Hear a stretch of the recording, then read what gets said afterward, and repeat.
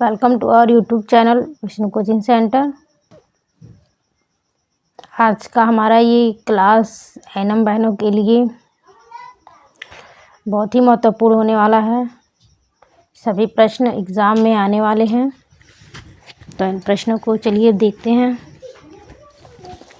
पहला प्रश्न स्क्रीन पे है, गर्भकालीन मधुमेह वाली गर्भवती महिला में कौन से लक्षण दिखाई दे सकते हैं? तो इसमें 4 ऑप्शन है। ए है भ्रूण का अधिक वजन, बी है भ्रूण का कम वजन, सी है सामान्य प्रसव और डी है सामान्य प्लेसेंटा। तो इसमें जब महिला गर्भवती होती है तो अगर उसे डायबिटीज़ है या मधुमेह है तो जाहिर सी बात है इसके कारण उसका भ्रूण का वजन बढ़ सकता है। तो ए ऑप्शन यहाँ पर जो है सही होगा।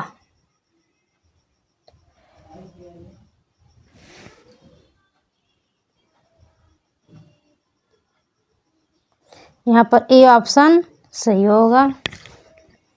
अगले प्रश्न की तरफ चलते हैं। कौन सा एक स्कूल स्वास्थ्य सेवा का पहलू नहीं है? इसमें ऑप्शन है स्कूली बच्चों और स्कूल कर्मियों का स्वास्थ्य मूल्यांकन,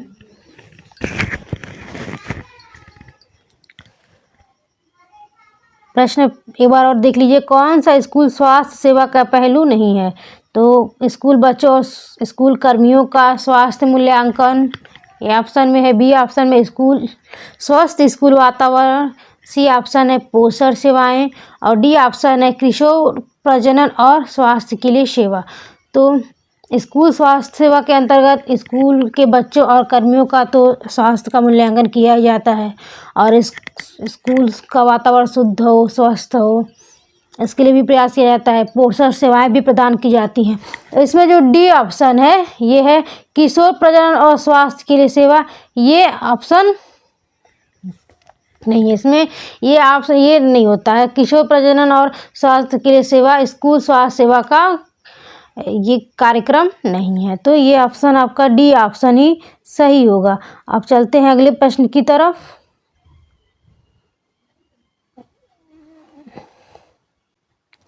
अगला प्रश्न है, स्कूल स्वास्थ्य कार्यक्रम के तहत पोषण सेवा का एक हिस्सा है। स्कूल स्वास्थ्य कार्यक्रम के तहत पोषण सेवा का हिस्सा क्या है? तो पोषण सेवा का हिस्सा विद्यालय में मिड डे मील, ये तो है ही, भोजन मिलेगा तभी बच्चों का पोषण मिलेगा, स्वास्थ्य स्वस्थ रहेंगे। बी है प्राथमिक चिकित्सा के लिए शिक्षक का प्रशिक्षण, ये भी ऑप्शन सही है, ये भी हिस्सा है। व्यक्तिगत स्वच्छता, ये भी हिस्सा है। पर्यावरणीय स्वास्थ्य एक हिस्सा क्या है? तो स्कूल स्वास्थ्य कार्यक्रम के तहत बच्चों को शारीरिक और मानसिक स्वास्थ्य संबंधित चिंताओं से मुक्त रखना है। इसके लिए सरकार ने स्कूल के बच्चों को पोषण प्रदान करने के लिए 1995 में मिड डे मील योजना लागू की, जिसको अब प्रधानमंत्री पोषण शक्ति योजना के नाम से जानते हैं। जो मिड डे मील योजना इसको अब प्रधानमंत्री पोषण शक्ति निर्माण योजना के रूप में जानते हैं। तो यह स्वास्थ्य स्कूल स्वास्थ्य कार्यक्रम के तहत जो योजना है वह है मिड डे मील। तो ये ए ऑप्शन यहाँ पे सही होगा। इसमें अब अगला प्रश्न है, स्कूल स्वास्थ्य समिति वर्ष 1961 के अनुसार नर्सरी और माध्यमिक विद्यालयों को सबसे अधिक प्राथमिकता कैसे दी जानी चाहिए?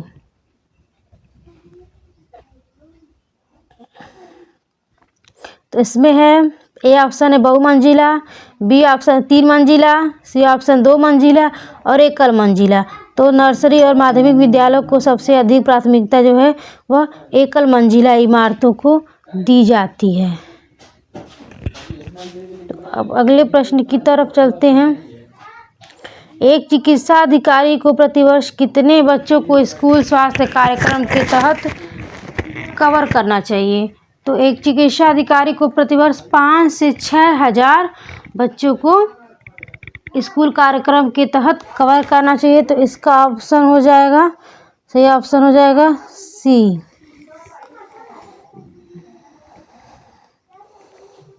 स्तनपान के प्रति अगला प्रश्न है, स्तनपान के प्रति जागरूकता पैदा करने के लिए स्तनपान सप्ताह कब मनाया जाता है? तो ये अगस्त के पहले सप्ताह में मनाया जाता है। तो इसका सी ऑप्शन सही होगा। 4 ऑप्शन है, ए है मई के पहले सप्ताह, बी है मई के चौथे सप्ताह, सी अगस्त के पहले सप्ताह और डी अगस्त के चौथे सप्ताह। तो ये आंसर इसका हो जाएगा अगस्त के पहले सप्ताह में स्तनपान सप्ताह मनाया जाता है। अगला प्रश्न है, जब शिशु बिना किसी अतिरिक्त भोजन या पेय के केवल माँ का दूध प्राप्त करता है, यहाँ तक कि पानी भी नहीं, तो किस शब्द का प्रयोग किया जाता है? पहला है अत्यधिक स्तनपान, बी है विशेष / अनन्य स्तनपान, सी है प्रारंभिक स्तनपान और डी दिया है उपरोक्त में से कोई नहीं। तो इसको हम कहेंगे विशेष स्तनपान। जब बच्चा कुछ दूध के अलावा, माँ के दूध के अलावा और कुछ नहीं ग्रहण करता है तो उसका स्तनपान जो है विशेष स्तनपान कहलाता है। तो बी ऑप्शन सही होगा। अब अगले प्रश्न की तरफ चलते हैं, स्तनपान के फायदों में से कौन सा नहीं है? ए ऑप्शन है स्नेह बंधन और विकास में मदद करता है, बी ऑप्शन एक नई गर्भावस्था में देरी में मदद करता है, सी ऑप्शन कृत्रिम पोषण से अधिक महंगा है, तो ये महंगा नहीं है, डी ऑप्शन संक्रमण से बचाता है, तो ये संक्रमण से बचाता भी है। इसका जो सी ऑप्शन है वो सही हो जाएगा कि ये स्तनपान का फायदा नहीं है। अब अगले प्रश्न की तरफ चलते हैं, निम्नलिखित में से बच्चों को स्तनपान के लिए पकड़े रखने का कौन सा तरीका उपयुक्त है? तो इसमें ऑप्शन ए दिया है केवल गर्दन पकड़ना, बी ऑप्शन है बच्चे के निचले हिस्से को पकड़ना, बच्चे को सीधी स्थिति में पकड़ना और डी ऑप्शन है पूरे शरीर को सहारा देकर बच्चे को पकड़ना। तो यहाँ पे डी ऑप्शन सही होगा, बच्चे को पूरे शरीर को सहारा देकर पकड़ना चाहिए।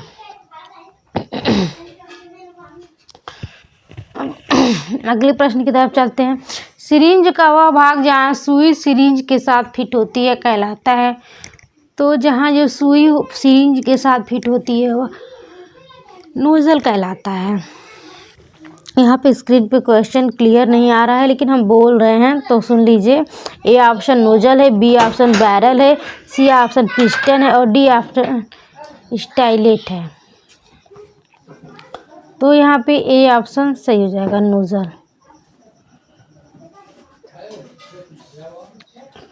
अगला प्रश्न है, कोलेस्ट्रम के बाद आने वाले स्तन के दूध को क्या कहते हैं?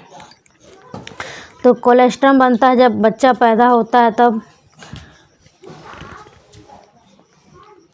कोलेस्ट्रम 3-4 दिन तक कोलेस्ट्रम के बाद जो दूध आता है उसको कहते हैं अवस्था परिवर्तन कालिक दूध। तो यहाँ पे जो बी ऑप्शन हो जाएगा वह सही होगा, अवस्था परिवर्तन कालिक दूध। अगला प्रश्न है, यदि दवा को जीभ के नीचे रखा जाए तो उस मार्ग को क्या कहते हैं? यदि दवा को जीभ के नीचे रखा जाए तो उस मार्ग को क्या कहते हैं? अधोजीवा या समलिंगुअल। तो यहाँ पे सी ऑप्शन सही होगा, समलिंगुअल / अधोजीवा कहते हैं। अगला प्रश्न है, दवाई देने से पहले कितनी बार इसकी जांच की जानी चाहिए? तो कोई भी दवा देने से पहले दवा की जांच 3 बार कर लेनी चाहिए। तो ये यहाँ पे सी ऑप्शन सही होगा। चौथा अगला प्रश्न है, बुखार के लिए आमतौर पर कौन सी दवा का उपयोग किया जाता है? A option Metrogyl ORS क्लोट्रीमेजोल। तो इसमें जो मेट्रोजिल है और ORS है वह दस्त में दिया जाता है रोगी को। बी ऑप्शन है डोमेस्टर रेनिटिडीन पेरिनोम।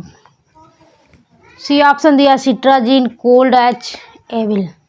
तो जानते हैं कोल्ड एच एविल जो होता है वो एलर्जी के लिए दिया जाता है। और डी ऑप्शन है पैरासीटामोल डाइक्लोफेनॉक एस्पिरिन मेफेंटामाइन एसिड। तो इसमें जो डी ऑप्शन है ये सही होगा। इसमें जो पैरासीटामोल डाइक्लोफेनॉक एस्पिरिन मेफेंटामाइन एसिड ये सब जो है बुखार में दिए जाते हैं। तो डी ऑप्शन सही होगा। अधस त्वचीय इंजेक्शन देते समय सुई का त्वचा से कितना कोण होना चाहिए। तो जो अधस त्वचीय इंजेक्शन देते समय सुई का त्वचा से जो कोण होना चाहिए वह 45 डिग्री का कोण होना चाहिए। तो ये बी ऑप्शन में दिया है 45, ये सही होगा। उल्टी का इलाज करने वाली दवा के समूह को क्या कहते हैं। ए है कृमिनाशक, बी है रेचक, सी एंटीएमिटिक, डी एंटीबायोटिक। तो क्या है सी ऑप्शन सही होगा एंटीएमिटिक। अगला प्रश्न है मूत्र की बारंबारता बढ़ाने के लिए प्रयोग की जाने वाली औषधियों के समूह को क्या कहते हैं। मूत्र की बारंबारता बढ़ाने के लिए प्रयोग की जाने वाली औषधियों के समूह को मूत्रवर्धक कहते हैं। ये ऑप्शन सही होगा। अब यहाँ पर अगले प्रश्न की तरफ चलते हैं। कौन सा प्राथमिक चिकित्सा के उद्देश्यों में से एक नहीं है। ए ऑप्शन उपचार को लंबा करने के लिए, जीवन को संरक्षित करने के लिए, आगे की चोट को रोकने के लिए, घायलों को जल्द से जल्द चिकित्सा देखभाल के तहत रखना।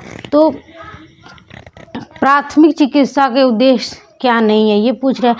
तो जीवन को संरक्षित किया ही जाता है प्राथमिक चिकित्सा के द्वारा, आगे की चोट को रोका जाता है और घायलों को जल्द से जल्द प्राथमिक स्वास्थ्य चिकित्सा के द्वारा ही पहुंचाया जाता है। तो इसमें ए ऑप्शन जो है उपचार को लंबा करने के, तो उपचार को लंबा नहीं किया जाता है, ये ऑप्शन इसमें सही है। अगला प्रश्न है आमतौर पर कोहनी और टखनों जैसे जोड़ों पर बंधी हुई पट्टियों को क्या कहा जाता है। आमतौर पर कोहनी और टखनों जैसे जोड़ों पर बंधी हुई पट्टियों को क्या कहा जाता है। ए ऑप्शन है कैपलाइन पट्टी, बी ऑप्शन है figure of 8, D option spica, C option spica, D option है रिवर्स स्पाइका। तो इसमें बी ऑप्शन से फिगर ऑफ 8। अगले प्रश्न की तरफ चलते हैं। नुकीले उपकरणों से लगने वाले घाव को क्या कहते हैं। नुकीले उपकरणों से लगने वाले घाव को क्या कहते हैं। तो इसे चीरा घाव कहते हैं। जो चोट हमें नुकीले उपकरणों से लगता है तो उसे हम कहते हैं चीरा घाव। तो यहाँ ये ऑप्शन सही होगा। फटा हुआ घाव, कुचलने का घाव, छिद्रित घाव, ये ऑप्शन सब गलत है। जन्म से अगला प्रश्न है जन्म से 1 वर्ष की आयु तक के बच्चे को क्या कहा जाता है। तो जन्म से 1 वर्ष की आयु तक के बच्चे को शिशु कहा जाता है। जन्म से जो 1 महीने तक के बच्चे को नियोनेट कहते हैं। जो अब जन्म से लेकर 2 माह तक के बच्चों को नवजात कहते हैं। और जो बच्चे 1 माह से लेकर के 3-4 साल तक के बच्चों को टोडलर कहा जाता है। तो जन्म से 1 वर्ष की आयु तक के बच्चों को शिशु कहा जाता है। बी ऑप्शन सही होगा। अगला प्रश्न है बच्चे को डूबने से बचाने के लिए घर पर क्या करना चाहिए। तो ए ऑप्शन है सभी जल भंडार स्थानों को कसकर बंद रखें। बी है घर की पानी की टंकी को खुला रखें। सी है बच्चे को गहरे स्थान टब में खेलने दें। और डी है बच्चे के पास पानी से भरे सभी बर्तन रखें। तो ये सारे ऑप्शन नहीं है। डूबने से बचाने के लिए जो करना है वो है सभी जल भंडार स्थानों को कसकर बंद रखना है। रूल ऑफ 9 के अनुसार प्राइवेट पार्ट को कितना प्रतिशत आवंटित किया जाता है? तो रूल ऑफ 9 है के अनुसार प्राइवेट पार्ट को 1% आवंटित किया गया है।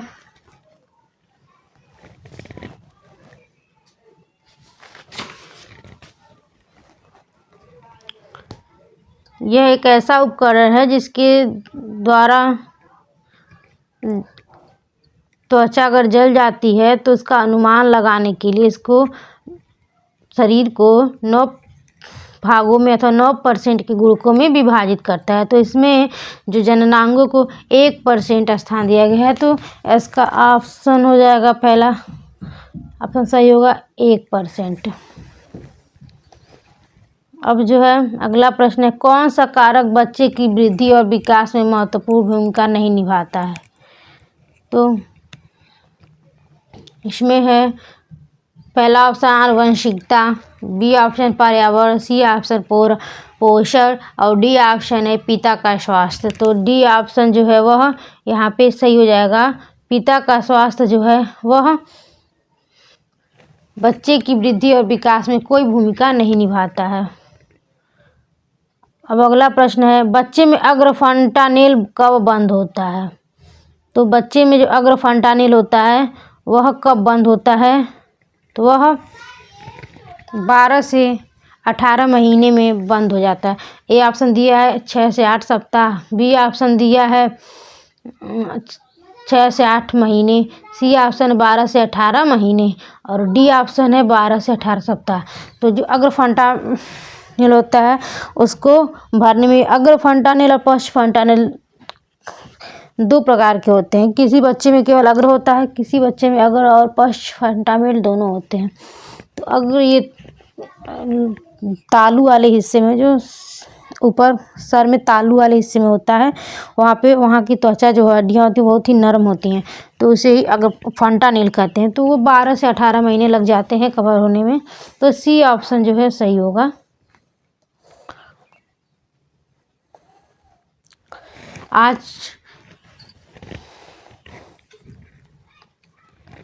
आज यहीं तक प्रश्नों को, अब मिलते हैं अगली कड़ी में। हमें यकीन है कि ये सभी प्रश्न आपके लिए बहुत ही महत्वपूर्ण साबित होंगे और ये सभी प्रश्न जो है परीक्षा 2000 एनएम का एग्ज़ाम 2022 के पूछे गए प्रश्न हैं। तो इन प्रश्नों को आप विशेष ध्यान दें। अब मिलते हैं कल एक नए वीडियो के साथ।